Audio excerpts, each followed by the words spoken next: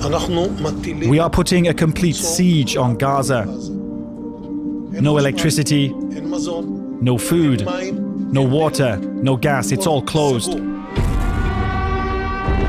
We're fighting animals and are acting accordingly. That was the defense minister of Israel, responding to the deadly attack on October 7th by Hamas, a militant group based in Gaza. Hamas launched rockets, killed over 1,400 civilians, and kidnapped close to 200 people. Within days, Israel bombarded the Gaza Strip, killing several thousand, wiping out entire families, and striking ambulances, border crossings, and residential buildings. At the same time, Israel told over 1 million civilians to leave their homes and move south, warning them of an escalation of violence in the north. But Israel is bombarding the south too, leaving Palestinians trapped. For as long as this conflict has existed, movement in and out of the Gaza Strip has been, to one degree or another, restricted. The Prime Minister of the Israeli occupation, Benjamin Netanyahu, he knows very well that people are not able to leave.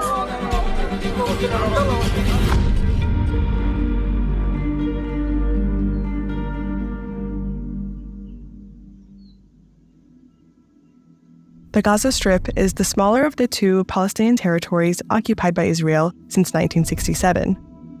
This sliver of land, only 25 miles long and 7.5 miles wide, is home to over 2 million Palestinians, making it one of the most densely populated areas in the world. For the last 16 years, residents here have been living under a harsh blockade that allows Israel to control the flow of electricity, fuel, food, water, and medical supplies, so they can dictate when Palestinians receive essentials and when they're denied. That control is rooted in violence and destruction that goes back decades. Before the establishment of Israel, Gaza was part of what became known as historic Palestine under Ottoman rule and later under British occupation. In 1947, as the British prepared to leave, they left the fate of Palestine up to a newly formed United Nations, who voted to divide Palestine into a Jewish state and an Arab state.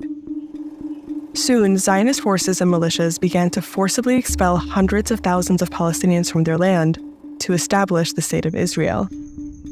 Many internally displaced Palestinians fled to this narrow stretch of land that would later become known as the Gaza Strip. So these refugees became refugees because they were pushed out of their towns and villages. Some of them literally live a mile away from what used to be their towns and villages.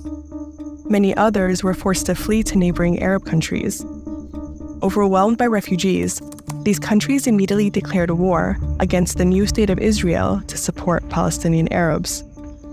They eventually lost to Israel, but Jordan ended up occupying the West Bank, and Egypt occupied Gaza City and nearby towns along these ceasefire lines. Then, in 1967, another war broke out.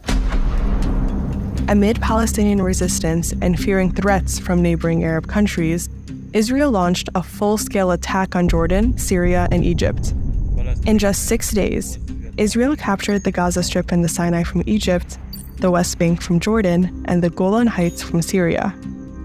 This was the beginning of the Israeli occupation in Gaza that continues today. Israel took control of all movement from and to the Gaza Strip by land, air, and sea. It placed troops along this line and inside the Gaza Strip, and allowed Palestinians to travel between the Gaza Strip, Israel, the West Bank, and East Jerusalem. But just a few months after the war, even though Palestinians now lived under Israeli control, they began to be referred to as non-citizens or foreign residents in official Israeli documents.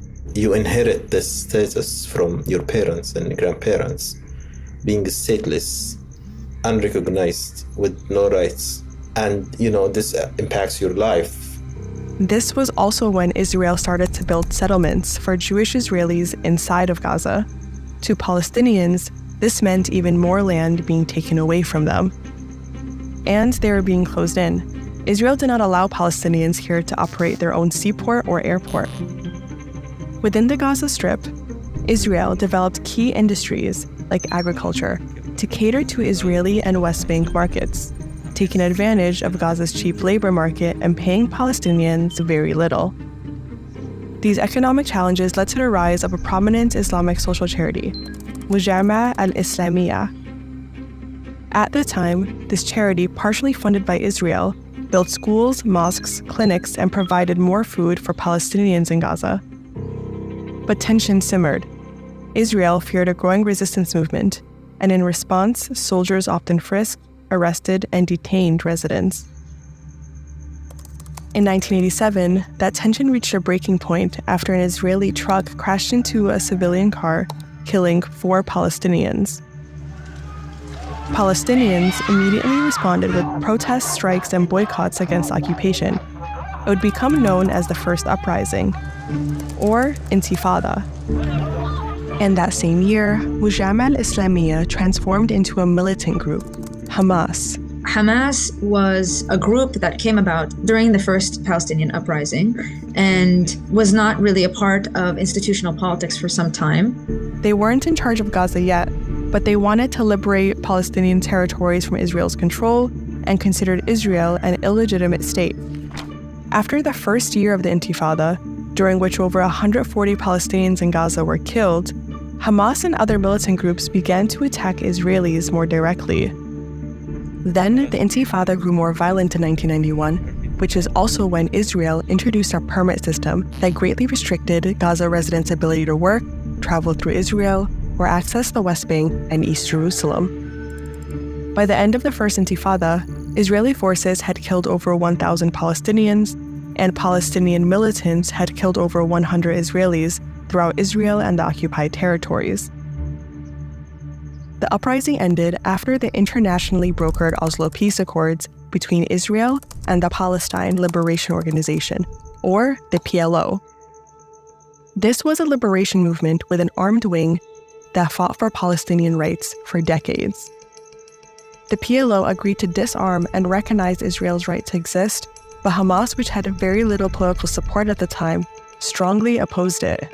The deal also created a new governing body, the Palestinian Authority, or PA, which allowed political parties and elections in the Gaza Strip. The PA was granted some autonomy within small areas, but Israel still controlled the territories and the flow through these crossings. The Oslo Agreement also promised Palestinians some level of autonomy and a path to statehood in 5 years. But that never happened. Instead, what followed was more Israeli settlements on Palestinian land. And a year later, following an attack by an Israeli settler in the West Bank and a series of bombings by Palestinian militants, including Hamas, Israel's prime minister called for the construction of a fence around the Gaza Strip. Gaza now had a physical barrier between it and the outside world. These moves made Palestinians trust the Israeli government and peace negotiations even less, and it would lead to a second uprising.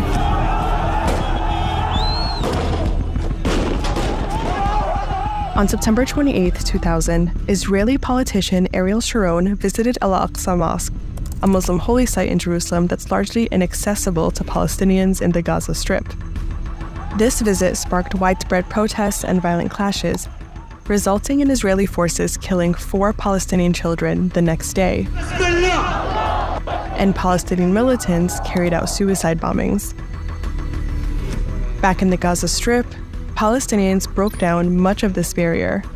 The Israeli government soon built it back up and heavily militarized it with more troops and observation posts. They further canceled travel and work permits, restricting movement through this crossing even more, and eventually destroyed Gaza's only major airport and its under-construction seaport. By the end of the Second Intifada in 2005, Palestinian militants had killed over 900 Israelis, and Israeli forces killed over 3,000 Palestinians. The Second Intifada gradually came to an end as Israel dismantled all Jewish Israeli settlements in the Gaza Strip and withdrew the ground troops. Then, another internationally brokered agreement gave the PA control of this crossing with Egypt on the Gaza side, and allowed trucks and convoys to flow between the Gaza Strip and the West Bank. But Israel didn't let that happen. At the time of the first legislative election after the Second Intifada, Fatah, a party backed by the PA and PLO that had negotiated with Israel, was in power.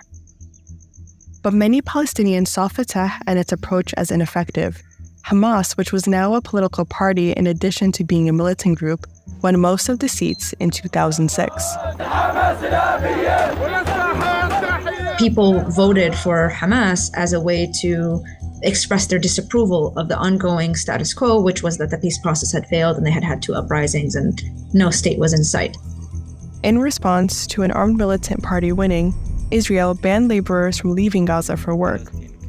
Then when militants captured an Israeli soldier, Israel carried out airstrikes in Gaza and tightened its control on the sea, limiting fishing capabilities to only 6 miles. Politically within Gaza, Hamas had won the election, but the PA was still the governing body, with Fatah under its wing. A conflict broke out between Hamas and Fatah, and Hamas seized power of the entire Strip in 2007.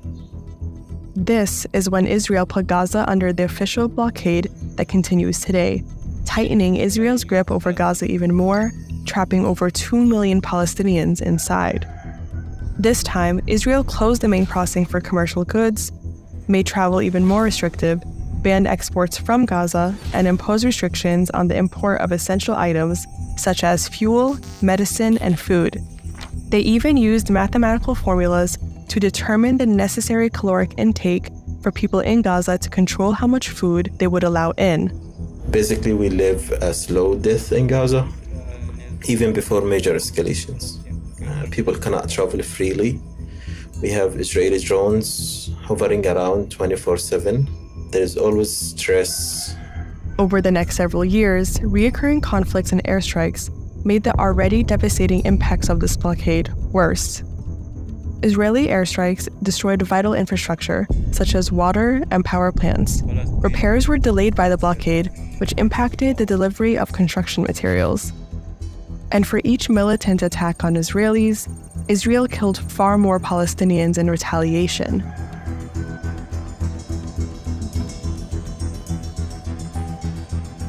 At times, Israel would slightly lift restrictions, but it was never close to matching the humanitarian needs of Palestinians in Gaza. According to a UN report from 2022, the 16-year blockade had made 78% of the water in Gaza undrinkable, left 62% of Palestinians in Gaza in need of food assistance, living with rolling power cuts that last on average 11 hours per day. That is our normal life. We would have 8 hours of electricity, 12 hours of electricity. It changes depending on the situation and the availability of fuel. We are completely dependent on Israel. This is what many Palestinians and international law calls collective punishment. Collective punishment is when cancer patients cannot travel because they get denied.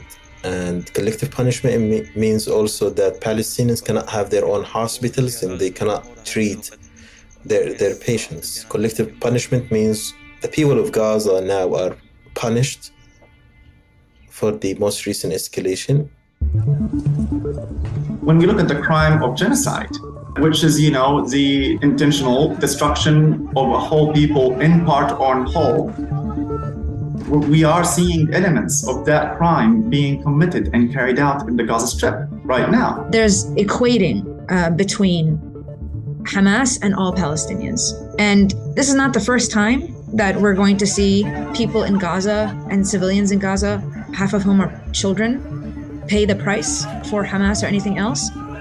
Israeli and U.S. leaders have emphasized that Israel has the right to defend itself by wiping out Hamas completely. But the majority of casualties in the Gaza Strip aren't Hamas fighters. They're civilians.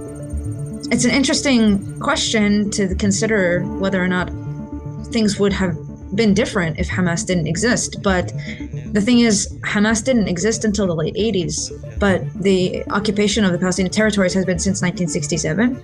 And the original Palestinian displacement was 1948. And Hamas didn't really emerge until much later than that.